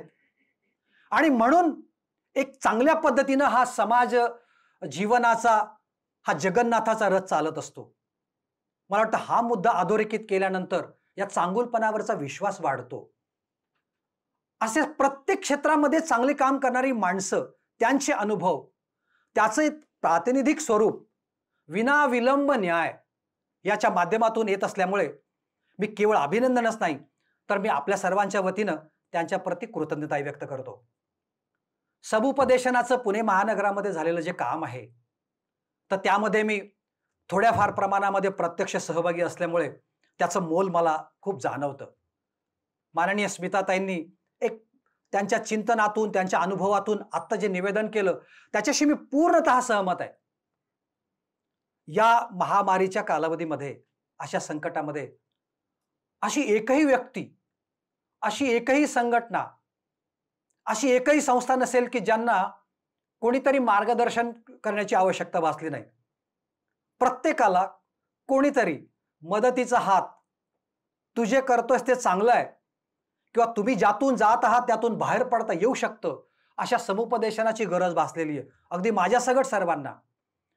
आणि पुणे महानगरातल्या अशा प्रत्येक घटकांची मानसिक, भावनिक आधाराची गरज ओळखून जे माननीय स्मिताताईंच्या मार्गदर्शनाखाली कुटुंब प्रबोधन गतिविधी, समर्थ भारत अभियान, समुपदेशनाच्या वेगवेगळे समूह, या सगळ्यांनी मिळून माननीय स्मिताताईंच्या मार्गदर्शनाखाली जे काम केलं तर ते खरोखर पथदर्शी, दीपस्तंभासारखं मार्गदर्शक आहे.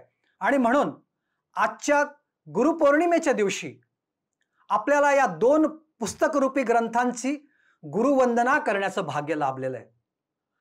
असे अनेक गुरु घटक आपल्या अवतीभोवती असतात. या चराचर सृष्टीमध्ये प्रत्येक घटकांकडून शिकायला मिळतं.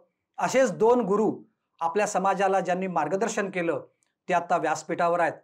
आणि ज्यांचं बोलणं होणार आहे या ग्रंथाच्या निमित्तानं, ज्यांच्या हस्ते याचं विमोचन होणार आहे, तेही अतिशय महत्त्वाचे व्यक्ती आहेत. त्यांचे अनुभव खूप श्रेष्ठ आहेत. ते आपल्याला या कार्यक्रमासाठी लाभलेले आहेत. यासाठी मी त्यांनाही धन्यवाद देतो. भारतीय विचार साधनेने अतिशय उत्तम कार्यक्रम या दोन लेखिकांच्या लिहिलेल्या पुस्तकांच्या प्रकाशनाच्या माध्यमातून केलेलं असल्यामुळे भारतीय विचार साधनेच्या सर्व प्रमुखांना, कार्यकर्त्यांना मी मनपूर्वक धन्यवाद देतो आणि सर्व गुरूंना आजच्या निमित्ताने वंदन करून माझं मनोगत थांबवतो. नमस्कार. धन्यवाद रवीजी. यानंतर बिना विलंब न्याय या पुस्तकावर माजी न्यायमूर्ती अंबादासजी जोशी हे आपलं मनोगत व्यक्त करणार आहे. माननीय अंबादासजी जोशी सुमारे 45 वर्ष त्यांच्या या न्यायदानाच्या प्रक्रियेमध्ये सहभाग राहिलेला आहे. 1976 पासून बीड, औरंगाबाद इथून सुरुवात करत असताना औरंगाबाद उच्च न्यायालयामध्ये औरंगाबाद पीठामध्ये त्यांनी काम केलेलं आहे. स्पेशल काउन्सिलर म्हणून महाराष्ट्र राज्याच्या नोकरी, दिवाणी, कामगार कायदा, जमीन कायदा इत्यादीसाठी काम केलेलं आहे. दिवाणी, कामगार कायदा, जमीन धारणा कायदा, महसूल, निवडणूक, विश्वस्त संस्था व सहकार या विशेष कायद्यांसाठी त्यांचं मार्गदर्शन लाभलेले आहे. भारतीय रिझर्व्ह बँक प्रतिनिधी म्हणून स्टेट बँक ऑफ इंडिया व अन्य राष्ट्रीयकृत बँका, महाराष्ट्र राज्य आर्थिक महामंडळ आणि विविध बँकांवरती त्यांनी काम केलेलं आहे. मुंबई उच्च न्यायालय, नागपूर, पणजी इत्यादी भागातही त्यांनी न्यायाधीश म्हणून काम केलेलं आहे. महाराष्ट्र प्रशासकीय न्याय प्राधिकरणाचे अध्यक्ष म्हणून त्यांनी सुमारे 5 वर्ष काम पाहिलेले आहे. डॉक्टर बाबासाहेब आंबेडकर विधी महाविद्यालयामध्ये 10 वर्ष त्यांनी अध्यापनाचं काम केलेलं आहे. इन्स्टिट्यूट ऑफ मॅनेजमेंट अँड रिसर्चमध्ये त्यांनी कंपनी लॉ आणि लेबर लॉ यामध्ये वक्ते म्हणूनही त्यांचा सहभाग राहिलेला आहे. स्टेट बँक ऑफ इंडियाच्या औरंगाबाद येथील ऑफिसर्स ट्रेनिंग सेंटरमध्ये त्यांनी व्याख्यानं दिलेली आहेत. आजच्या या कार्यक्रमाच्या निमित्ताने ते आपल्यामध्ये उपस्थित आहेत. त्यांनी देवगिरी नागरी सहकारी बँकेवर सुद्धा 9 वर्ष संचालक म्हणून आणि अध्यक्ष म्हणून 3 वर्ष काम केलेलं आहे. औरंगाबाद येथील जीवन विकास वाचनालयाचे 15 वर्ष अध्यक्ष राहिलेले श्रीयुत अंबादासजी योगेश्वरी शिक्षण संस्था आणि भारतीय शिक्षण संस्था या संस्थांमध्ये काम करत आहेत. सध्या ते सुप्रीम कोर्ट आणि मुंबई उच्च न्यायालयामध्ये कन्सल्टेशन आणि आर्बिट्रेशनचं काम करत आहेत. मी माननीय अंबादासजींना विनंती करतो की त्यांनी आपले विचार व्यक्त करावेत. नमस्कार. माझे जुने मित्र आणि निवृत्त प्रमुख जिल्हा न्यायाधीश श्री प्रदीप जोशी यांनी लिहिलेल्या विना विलंब न्याय या पुस्तकाच्या प्रकाशनाचं निमंत्रण मिळणं हा मी माझ्या दृष्टीने एक भाग्याचा क्षण समजतो. न्यायाच्या विलंबाबद्दल सहज, बहुअंशी अनौचित्यपूर्ण आणि केवळ बोलण्याचा उत्साह म्हणून चर्चा करणाऱ्या मंडळींची काही संख्या कमी नाही. पण यासाठी काहीतरी करावं असं वाटणाऱ्यांची संख्या देखील तशी नगण्य नाही. ती पण मंडळी खूप आहे. पण सगळ्यांच्याच प्रयत्नांना म्हणावं असं यश असतं असं नाही. कारण अनेक वेळेस असे प्रयत्न हे एकांड्याने केलेले असतात. संपूर्ण सहकारी मंडळींचं, सहकारी न्यायाधीशांचं, न्याय कर्मचाऱ्यांचं त्याच्यात गुंतवणूक, सहकार असतोच असं नाही. पण मी जसं प्रदीप जोशींना पहिल्यापासून पाहत आलेलो आहे, अर्थात मला त्यांना न्यायाधीश म्हणून पाहण्याचा योग मी उच्च न्यायालयात गेल्यानंतर आला. तोपर्यंत केवळ एक मित्र म्हणून आणि न्यायाधीश म्हणून आपल्या परीने उत्तम काम करणारा एवढंच मला त्यांच्याबद्दल माहिती होतं. पण जसं ते प्रमुख जिल्हा न्यायाधीश म्हणून वर्ध्यात कामाला होते आणि नंतर सांगलीत कामाला होते, या काळात मला त्यांच्या कामाची ओळख विशेष करून घ्यायला मिळाली. मला प्रकर्षाने उल्लेख करावा वाटतो, ज्याचा पुस्तकात त्यांनी उल्लेख केलेला आहे. त्याचा उल्लेख त्यांनी जो केला आहे तो प्रौढी अशा स्वरूपाचा नाही आहे.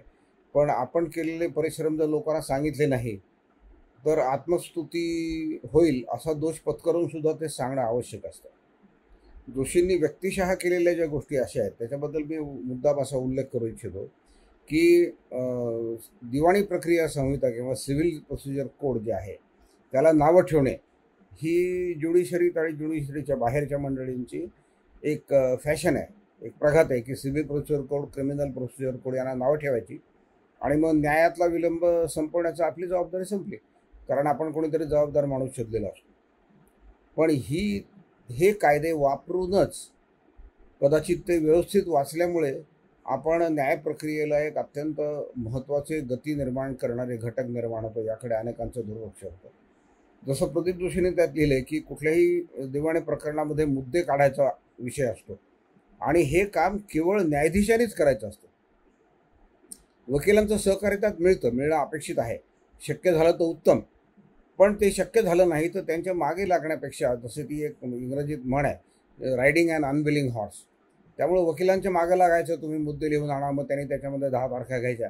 त्याच्यापेक्षा न्यायाधीशांनी शक्य तेवढ्या लवकर, जसं जोशींनी लिहिले की मग पहिल्याच तारखेला मुद्दे काढत असे, पहिल्या तारखेला किमान 2 तारखात जर मुद्दे काढले तर त्या केसच्या आयुष्यामध्ये होणारा वेळेचा अपव्यय हा किमान 25% वाचतो, असं मी निश्चितपणे सांगू शकतो.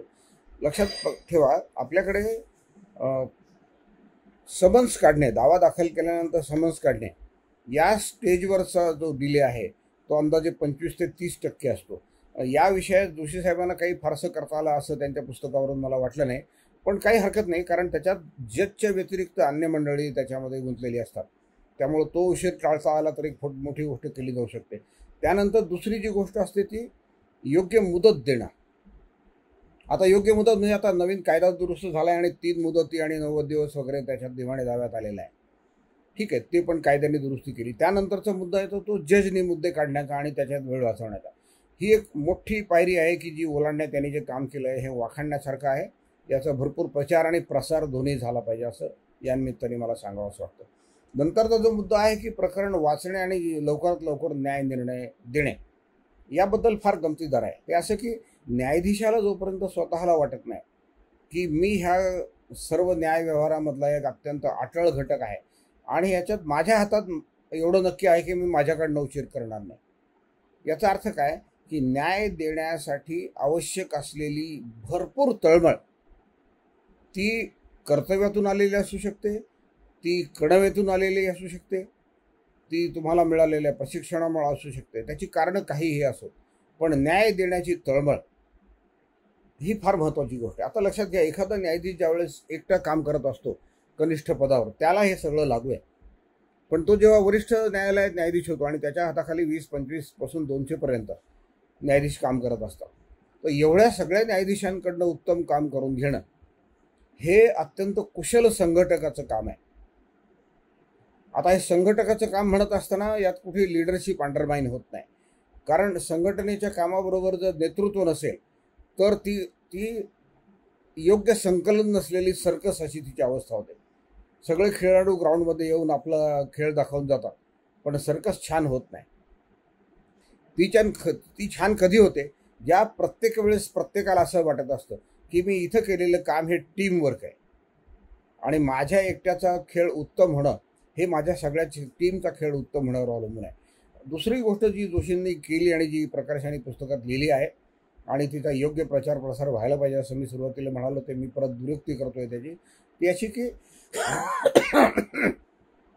तुमच्या हाताखाली काम करणाऱ्या न्यायाधीशांना तुम्ही सोबत घेऊन जाणार. आपण काहीतरी घोडं पळवतोय, दामटतोय आणि इतर न्यायाधीशांना आपल्या दबावाखाली आणतोय असं न वाटू देता, हे तुमचं काम आहे, त्यात माझं सहाय्य आहे, माझं काम आहे, त्यात तुमचं मला सहाय्य पाहिजे, असं आपण सगळे मिळून एकत्रपणे काम करून न्यायव्यवस्थेला श्रेय आणू, ही जी मनस्थिती आहे, या मनस्थितीची लागण आणि त्याचं संवर्धन प्रदीप जोशीने त्यांच्या काळात उत्तम केलं. म्हणून विनाविलंब न्याय हा स्वतःपुरतं उत्तम काम करण्याचा मार्ग आणि स्वतःबरोबर उर्वरित सर्व घटकांना नेतृत्व गुण आणि संघटन गुण यांनी बरोबर घेऊन जाणं हे विनाविलंब न्यायाचं एक महत्त्वाचं आजच्या काळात सूत्र आहे. ही न्यायव्यवस्था पुरेशी आहे का, चुकीची आहे का, वेदर ही कृत्रिम ट्रान्सप्लांट आहे सिस्टीमवर, हे सगळे वाद होत राहतील. याच्यात बदल कधी होईल हे परमेश्वराला माहिती. लोकशाहीत आपण प्रेडिक्ट करू शकत नाही कधी काय होईल ते. यात बदल अपेक्षित आहेत का? हो. त्यासाठी आम्हाला काही करता येईल का? करू. न्यायाधीश आपल्या परीने करत असतात, पण आहे ते व्यवस्थेमध्ये गतिमान न्याय द्यायचा ठरवला तर एक न्यायाधीश काय करून दाखवू शकतो याच्या वस्तुपाठाचं शब्दचिंतन हे या पुस्तकात उत्तम आलेलं आहे. म्हणून हे पुस्तक लिहिल्याबद्दल मी प्रदीप जोशींचं विशेष करून अभिनंदन करतो. माझे एक जुने मित्र म्हणून मला त्याचा रास्त अभिमान वाटतो. मी सगळ्यांना हे सांगू इच्छितो की माझ्या एका मित्राने खूप छान काम केलं आहे आणि ते त्यांनी काय केलं हे व्यक्तिगत मर्यादित न ठेवता ते या इन्व्हॉल्व असलेल्या सगळ्या लोकांना समजावं म्हणून त्याचं लिखाण पण केलं आहे. चांगलं काम करणं निश्चितपणे अवघड नसतं, पण नक्की सोपंसुद्धा असतं. हे सोपं काम निष्ठेने आणि लावून धरून करणं, चिकाटीने करणं हे काम त्यांनी केलं आहे. आणि हे आपण केलेलं काम लोकांना कळलं पाहिजे. याच्यात प्रचारकी थाट नक्की नाही. ह्याच्यात आपण केले आणि मग सांगितले असं स्वरूप आहे. आणि न सांगितलं हे काही फार चांगली गोष्ट नाही.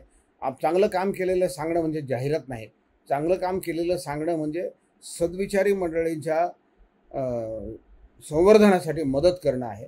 त्यामुळं चांगल्या कामाबद्दल आणि त्याचं लिखाण केलं याबद्दल मी जोशींचे आभार मानतो. आणि असं अवघड विषयावरचं पुस्तक प्रकाशित करण्याबद्दल करण्याचा प्रकल्प हाती घेतल्याबद्दल भारतीय विचार साधनेचा मी आभारी आहे, व्यक्तिशः आभारी आहे. मला असं वाटतं की आजच्या प्रसंगी एवढं पुरे आहे. निमंत्रणाबद्दल आभार, धन्यवाद, नमस्कार. आजच्या कार्यक्रमातलं प्रमुख भाषण आणि माननीय स्मिताताईंनी जो रिपोर्ट लिहिला त्या रिपोर्टवरती भाष्य करण्याची विनंती माननीय डॉक्टर रवींद्र जोशी यांना मी करतो. माननीय रवींद्रजी नागपूरच्या धरमपेठ महाविद्यालयामध्ये 32 वर्ष प्राध्यापक म्हणून अध्ययन केलं. जलप्रबंधन या विषयावर त्यांची PhD झालेली आहे. 2012मध्ये अर्थशास्त्र विभागाचे विभाग प्रमुख म्हणून त्यांनी स्वेच्छानिवृत्ती स्वीकारली. 2013 ते 2016 या कालावधीमध्ये धरमपेठ शिक्षण संस्थेचे अध्यक्ष म्हणूनही त्यांनी काम पाहिलेलं आहे. राष्ट्रीय स्वयंसेवक संघाचे बालपणापासून स्वयंसेवक असलेले रवीजी यांच्याकडे सध्या कुटुंब प्रबोधन गतिविधी याचे अखिल भारतीय संयोजक म्हणून जबाबदारी आहे. त्यांचं केंद्र नागपूर आहे. त्यांनाही विनंती करतो की आजच्या या कार्यक्रमाच्या निमित्तानं आम्हाला संबोधित करावं. माननीय रवीजी जोशी. हरिः ओम, नमस्कार. भारतीय विचार साधना पुणे यांनी सौ स्मिताताई कुलकर्णी ज्या मानसशास्त्र या विषयावरच्या सिद्धहस्त लेखिका आहेत, महाराष्ट्र टाइम्ससारख्या सुप्रसिद्ध सुप्रतिष्ठित वर्तमानपत्रात ज्यांचे सातत्याने लेख येत असतात, त्यांच्या मदतीने पुण्याला या कोरोनाग्रस्त काळामध्ये जे प्रचंड संकट उभं राहिलं आणि पुण्यातल्याच समाजसेवी बांधवांनी भगिनींनी पुढाकार घेऊन जी सेवा केली त्या सगळ्याचा एक सुंदर अहवाल report on counselling services in pandemic असा एक साधारण 63 पानी रिपोर्ट हा एका लघुपुस्तिकेच्या रूपात छापण्याचा निर्णय घेतला. आज या आधुनिक तंत्रज्ञानाच्या माध्यमातून त्याच्या विमोचनाचा कार्यक्रम संपन्न होत आहे. सर्वप्रथम मी स्मिताताई कुलकर्णी आणि भारतीय विचार साधनेचे सर्व कार्यकर्ता चमू यांचं मनःपूर्वक अभिनंदन करतो. तो रिपोर्ट जेव्हा मी वाचला तेव्हा मला सहजपणे परमेश्वराचं जे एक नाव करुणा घन असं वर्णन केलं जातं त्याची आठवण झाली. आपल्याला सर्वांना कल्पना आहे की प्रल्हाद जेव्हा संकटात होता त्यावेळेला खांबातून परमेश्वर प्रगट झाले, नृसिंह रूपात प्रगट झाले. द्रौपदी जेव्हा संकटात होती तेव्हा भगवान श्रीकृष्णांनी वस्त्र रूपानी तिला सर्व प्रकारची सहायता करून तिच्या शीलाचं रक्षण केलं. तर असा परमेश्वर हा करुणाघन आहे. आणि या कोरोना काळामध्ये पुण्याला विशेषतः समाज बांधवांनी भगिनींनी जो पुढाकार घेऊन काम केलं आहे ते अद्वितीय आहे. आणि हे काम तर झालं, परंतु त्याला अतिशय उत्तमरित्या शास्त्रशुद्ध पद्धतीने त्याचं डॉक्युमेंटेशन करणं, शब्दबद्ध करणं हे त्याहीपेक्षा कठीण काम आहे. परंतु स्मिताताईंनी ते काम लीलया पार पाडलं. अतिशय सुंदर असं त्याला रूप दिलेलं आहे. मला आपल्या भारतीय संस्कृतीमधल्या अजून 2 घटनांची आठवण या निमित्ताने झाली. पुण्याला हे जे समाज बांधव बंधू भगिनी आपलं घरदार सोडून, आपला जीव धोक्यात घालून लोकांच्या सेवेला पुढे आले, त्याच्यात कुठलाही भेदभाव नव्हता, कुठल्याही उच्च नीचतेचा विषय नव्हता. समाजातल्या सर्व स्तरापर्यंत, घटकापर्यंत. जसं श्रीधर स्वामींनी वर्णन केलं आहे की विश्व पूर्ण भाग घट कमी त्याचा, मी वेगळा नाही आहे, आणि या माझ्या बांधवांवर जे संकट आलं आहे त्याच्याकरता मी धावून गेलं पाहिजे. ही जी त्यांना प्रेरणा झाली, त्या प्रेरणेच्या 2 घटना आपल्या भारतीय संस्कृतीत आहेत. एक आहे गोवर्धन पूजेच्या निमित्ताने. इंद्र कुपित झाला आणि एक मोठं संकट हे निर्माण झालं. आपल्याला ती सगळ्यांना कथा माहिती आहे. आणि कृष्णाने फक्त एकच बोट लावलं, परंतु संपूर्ण गाव आपल्या घरच्या लाठ्या काठ्या घेऊन त्या गोवर्धन पर्वताच्या तिथे उभा राहिल्या, त्याला आपला आधार दिला. ही जी समाज शक्ती आहे भारतातली, हे भारताचं खूप मोठं वैशिष्ट्य आहे. आत्ता मागच्या ज्येष्ठ महिन्यामध्ये जगन्नाथ यात्रा निघाली. कोरोना काळामुळे त्याच्यामध्ये काही मर्यादा होत्या, परंतु त्या रथयात्रेचंही वैशिष्ट्य काय आहे की तो रथ काही घोड्यांनी नाही चालत, तर जनसागर तिथे उभा असतो आणि त्यांचा हात लागतो आणि तो रथ ओढल्या जातो. हे जे असं एक वेगळ्या प्रकारचं संकट संपूर्ण विश्वावर आलं, त्याच्यामध्ये पुण्यानी एक वेगळं अद्भुत असं उदाहरण प्रस्तुत केलं आहे आणि ते शब्दबद्ध झालं, हे खूप विशेष आहे. सुंदर असे त्याचे वेगवेगळे उपभाग केलेले आहेत. कोणाकोणाला आम्ही मदत केली, छोट्या छोट्या केस स्टडीज आहेत आणि इंग्लिशमध्ये असल्यामुळे हे जगभर सगळ्यांना वाचायला उपलब्ध आहे. मला विश्वास आहे की अगदी लवकरच भारतीय विचार साधना हा रिपोर्ट मराठी, हिंदी एवढंच नव्हे तर भारतातल्या विभिन्न भाषांमध्ये हा भाषांतरित करेल. परमेश्वर त्यांना अशी प्रेरणा देवो, त्यासाठी आवश्यक धन शक्ती देवो, अशी मी प्रार्थना करतो. आपल्या पुण्याला डॉक्टर श्रीपती शास्त्री हे प्राध्यापक होते. त्यांचा PhDचा थेसिस पूर्ण झाला होता आणि गाईडचं ते जे पहिलं पत्र घ्यायचं असतं, सही घ्यायची आणि तो आपला थेसिस सबमिट करायचा. ज्या दिवशी आपल्या गाईडची सही घ्यायची आहे, आपल्या गुरुदेवांची सही घ्यायची आहे, त्याच दिवशी त्यांचा मृत्यू झाला. केवढा मोठा आघात होता श्रीपती शास्त्रींच्या मनावर. परंतु इतिहास असं सांगतो की श्रीपती शास्त्री डगमगले नाहीत.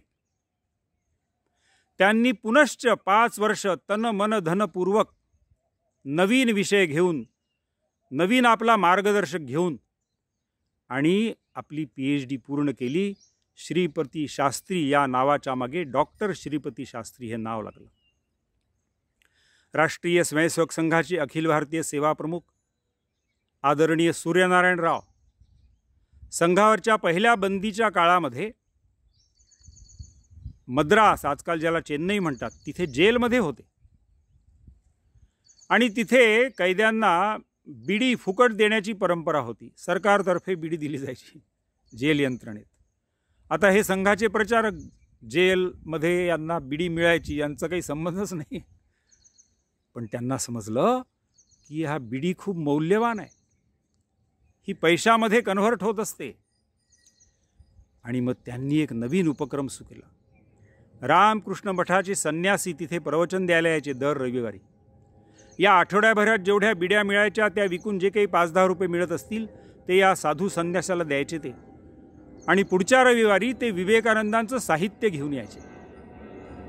जो काही कालखंड ते 8-10 महिने, वर्षभर त्या जेलमध्ये राहिले असतील मद्रासच्या, त्या कालखंडात त्यांनी संपूर्ण विवेकानंद त्याचा स्वाध्याय करून आत्मसात केले आणि त्यांच्या नेतृत्वात भारतामध्ये संघाच्या माध्यमातून 1.25 लाखहून अधिक अशी सेवा कार्य निर्माण झाली.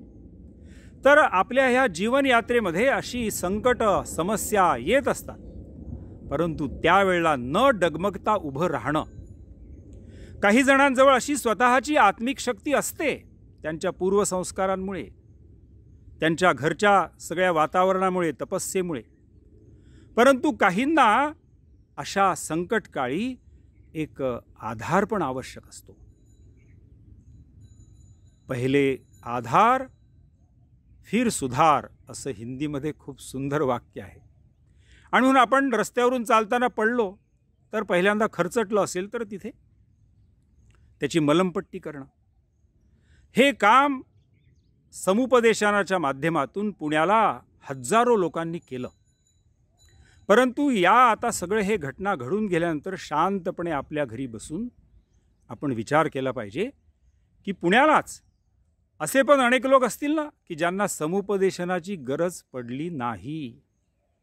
त्यांच्यावरही संकट आलं, परंतु त्यांना समुपदेशनाची गरज पडली नाही. तर ठीक आहे, आता तो प्रसंग होऊन गेला. भगवान श्रीकृष्णांनी गीतेमध्ये खूप सुंदर श्लोक सांगितला आहे. अनपेक्ष शुचिर्दक्ष उदासीनो गतव्यथा. जी काही व्यथा आपल्याला झाली असेल ती सोडून द्यायची, तिथे अटकून नाही राहायचं. आपण या असा सगळ्या दुःखातून, इतिहासातून काहीतरी शिकत असतो. ते घर म्हणून तिथे राहायचं काम नसतं त्याच्यात. आत्ता माझ्या वाचण्यामध्ये रोबिन शर्माचं एक खूप सुंदर पुस्तक आलं, 5 AM क्लब. त्याची टॅगलाईन आहे, on your morning, elevate your life. आता आपण जे ब्राह्ममुहूर्त म्हणतो, काकड आरती, भूपाळी, असं जे सगळं परंपरेने आहे, तोच सगळा विषय त्यांनी प्रत्येक चॅप्टरमध्ये मनावर बिंबवला आहे.